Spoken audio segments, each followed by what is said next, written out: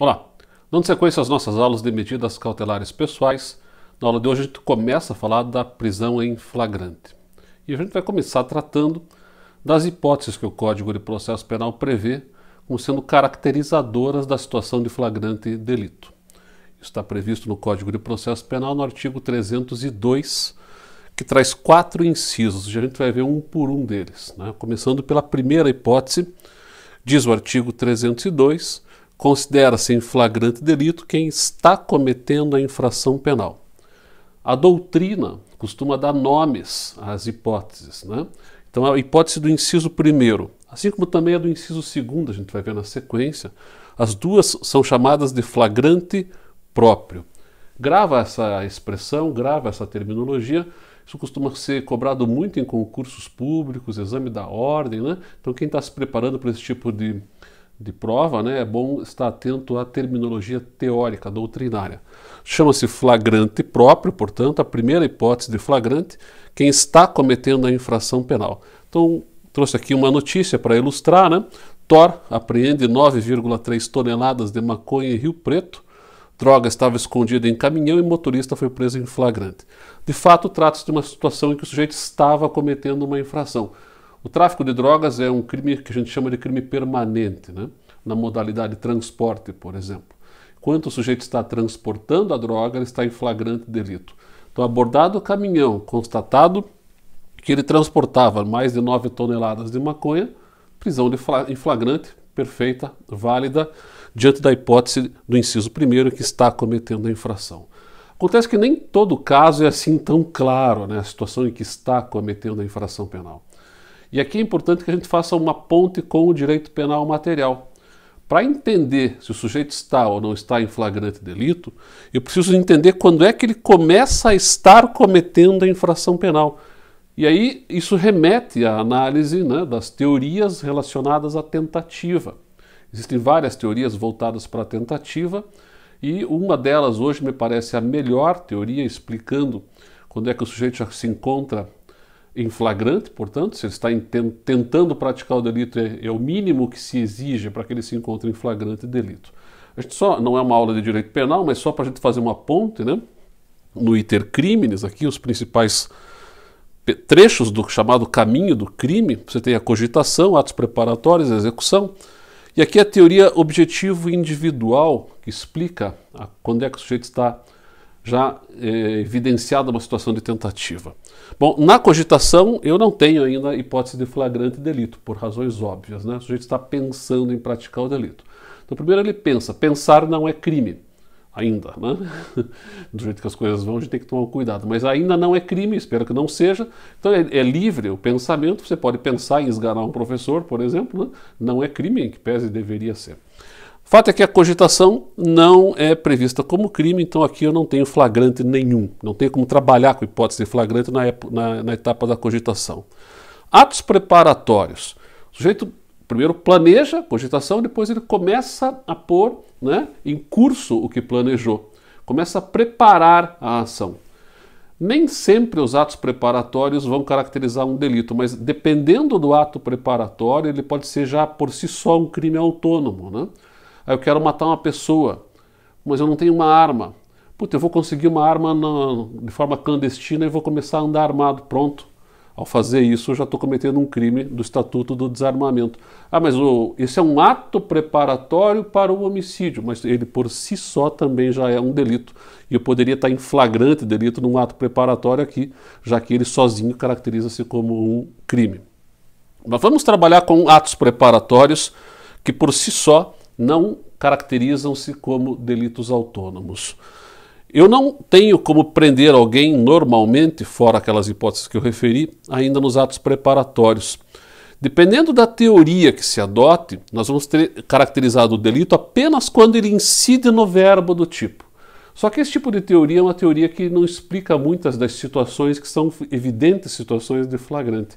Por isso a teoria objetivo individual, ela dá um passo atrás e considera já a tentativa no plano mental do autor. Eu tenho que sempre descer no caso concreto e verificar como é que o autor do delito planejou a sua execução. Então, no plano mental do autor, qual era o último ato preparatório que ele realizou antes de incidir no núcleo verbo do tipo. Se eu identificar isso daqui, no último ato preparatório eu já tenho a tentativa caracterizada. E aí, portanto, se eu já tenho a tentativa caracterizada, vou voltar uma tela, significa dizer que ele já está cometendo a infração penal e eu posso prendê-lo em flagrante delito. Antes disso, não. Só a partir do momento em que eu identifique no plano mental do autor qual foi o último ato preparatório que ele realizou antes da sua conduta alcançar o núcleo ou verbo do tipo. Para ilustrar um pouquinho isso daqui e ver num caso concreto como são importantes essas teorias, né? Não são teorias que são meras elucubrações mentais, elas resolvem casos concretos. Eu vou trabalhar com o caso do Paraná, que foi bastante divulgado à época e que causou muita comoção no interior do estado. A autora do delito era uma mulher que acabou praticando o crime. Essa notícia da Gazeta do Povo, jornal local aqui, eu vou ler a notícia sem divulgar o nome dos envolvidos, não me parece que seja o caso, né?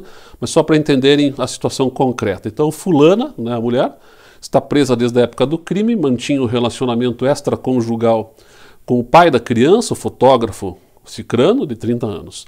Ela admitiu no júri que agiu sob forte emoção quando o pai da criança decidiu romper o namoro. A fulana ponderou que desejava dar apenas um susto e não matar a criança. O que ela fez?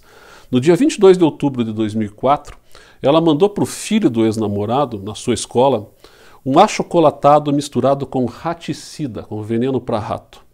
A criança tomou o lanche no recreio e agonizou por horas até morrer no dia seguinte no hospital da cidade.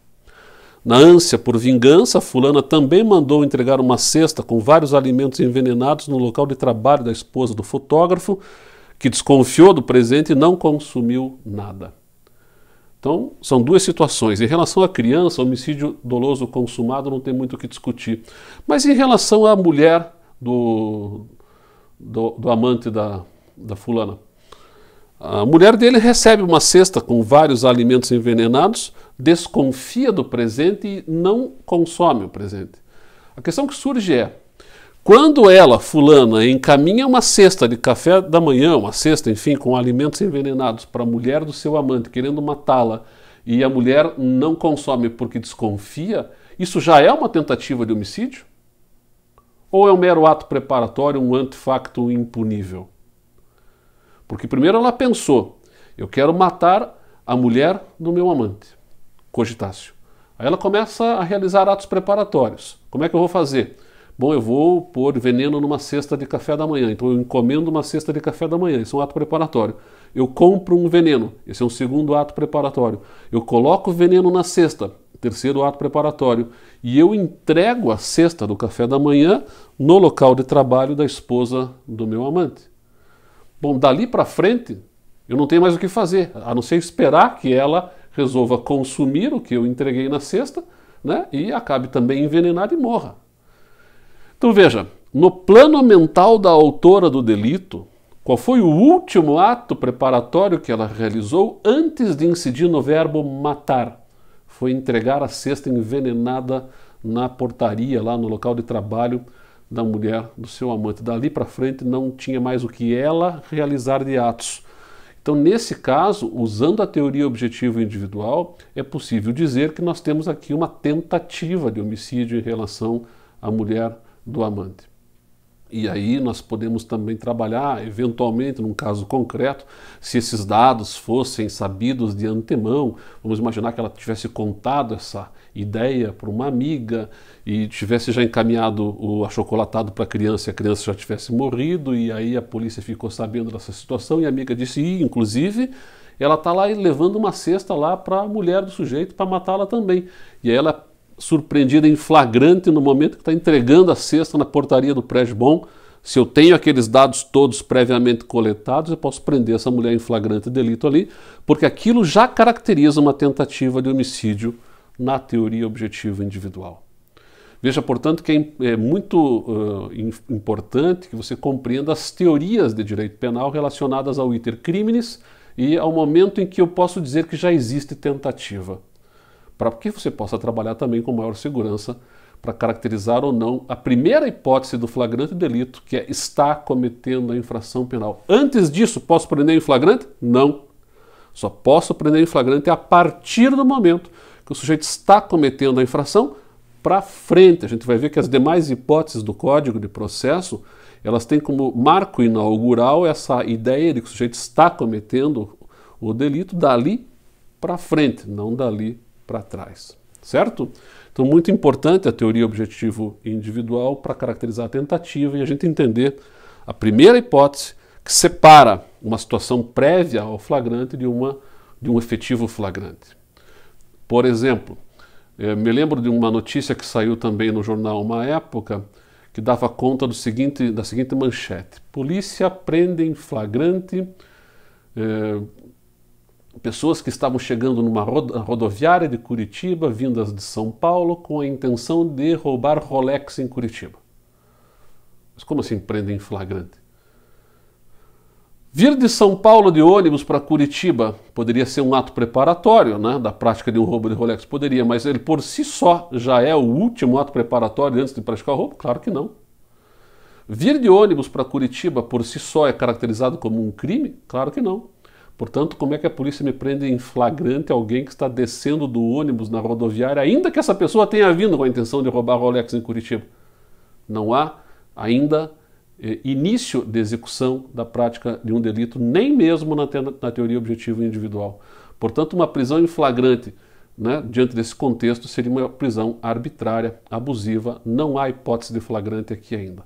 Se a polícia tem informações, né, de que vinha uma pessoa de São Paulo para Curitiba para roubar Rolex, o que ela pode fazer no máximo é monitorar essa pessoa para esperar um momento de verificar se de fato ela vai pôr em curso aquilo que indicava a informação que a polícia tinha, para daí sim, diante de uma situação de flagrante, dar voz de prisão.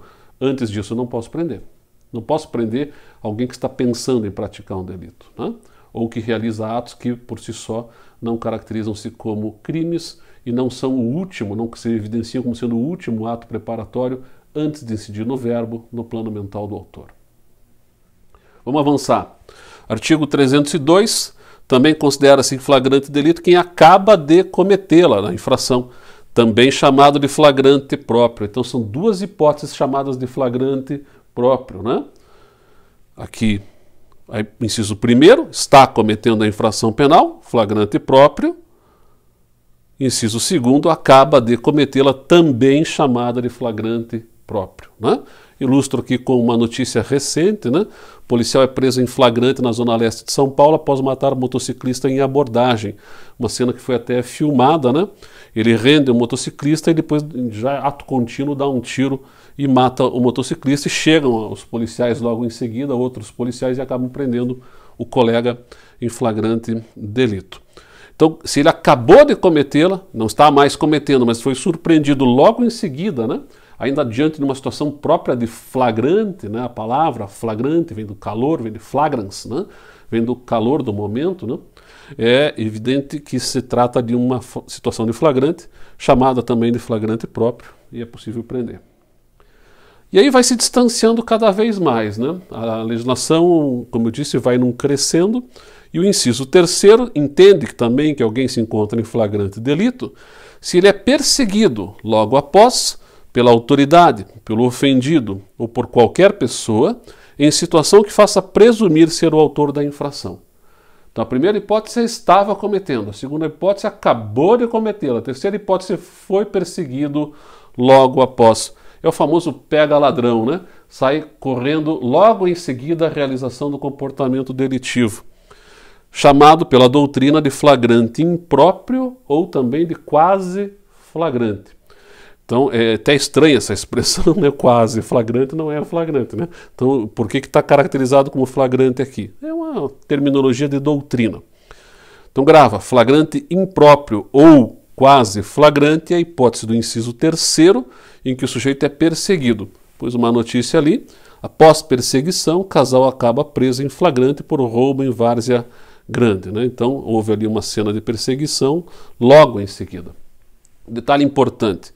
O início da perseguição tem que ser logo após, praticamente num ato contínuo da prática delitiva. Agora, o tempo de perseguição não é um tempo que se esgota na imediata sequência do ato, né? Eu posso perseguir o sujeito horas a fio, se for o caso. Nós temos casos concretos em que a polícia saiu perseguindo o sujeito durante mais de 30 horas, porque aí está fugindo, acaba rendendo reféns, a polícia cerca, escapa, segue, enfim. Se não interromper a perseguição, eu posso prolongar essa perseguição no tempo sem que deixe de caracterizar o flagrante. O início deve ser logo após. Agora, o tempo de perseguição não é definido na lei e, se não se perder o encalço do sujeito, é passível de se, na medida em que se alcance, estar presente ainda numa situação de flagrante delito, mesmo sendo horas a fio depois do início da perseguição. Por fim, a última hipótese de flagrante, de acordo com o artigo 302, inciso 4º, agora é quando o sujeito é encontrado logo depois com instrumentos, armas, objetos ou papéis que façam presumir ser ele autor da infração. A isso a doutrina chama de flagrante presumido. Então grava. Primeira hipótese, está cometendo. Segunda hipótese, acabou de cometê-la. Estas duas primeiras hipóteses são chamadas de flagrante próprio. Terceira hipótese, é perseguido logo após, é o famoso pega ladrão. Essa terceira hipótese é chamada de flagrante impróprio ou quase flagrante. E aqui o sujeito é encontrado, então ele não foi perseguido, mas foi localizado e encontrado logo depois com instrumentos, na posse de instrumentos, de arma, de objeto, o próprio objeto que foi subtraído da vítima, por exemplo, num caso de roubo, né, ou de furto, que façam presumir ser ele autor da infração, é chamado de flagrante presumido. Então a notícia aqui ilustra essa ideia, né? Carro furtado em Blumenau é recuperado em Mandaguari, no Paraná. O condutor foi preso em flagrante pela Polícia Rodoviária Federal. Em menos de 24 horas após ser furtado em Blumenau, Santa Catarina, agentes da polícia e tal. Então, em menos de 24 horas, significa dizer logo depois, né, na questão temporal. Na verdade, o que a gente percebe é que o legislador não estabeleceu um marco temporal. É muito comum, talvez você já tenha ouvido falar, numa espécie de inconsciente coletivo, o povo acreditar que passadas 24 horas eu não tenho mais como ser preso em flagrante. Essa ideia das 24 horas está muito relacionado à ideia temporal do legislador, no sentido de um logo depois. Não é matemático, né? A gente viu agora há pouco na hipótese de ser perseguido e eu posso ser perseguido por um lapso de tempo superior a 24 horas e ainda assim estar em flagrante delito. É que normalmente, passadas 24 horas, eu não tenho mais como encaixar a hipótese nesta situação de flagrante delito. Mas como eu disse, isso não é matemático. A jurisprudência oscila bastante aqui, mas bastante mesmo. Tem casos que passadas 24 horas você vai ver o sujeito sendo solto porque entende que não caracteriza o flagrante mais. Tem casos que passadas 24 horas a jurisprudência entende, não, mas aqui nessa casuística, né, é passível ainda de ser válido o flagrante e tal. Então há muita oscilação interpretativa. Normalmente, passadas 24 horas, não temos mais uma hipótese de flagrante delito. Então é uma situação que poderia ser melhorada se a legislação fosse mais clara, né? Mas diante dessa abertura semântica que está no texto da lei, a jurisprudência tem se debruçado e tem se debruçado com uma certa dificuldade de definir alguns critérios objetivos. Então, na nossa aula de hoje, que é uma aula introdutória da situação de flagrante delito, para apresentar as hipóteses de flagrante, elas estão aí, e a gente segue tratando desse assunto num próximo encontro. Tá? Até a próxima.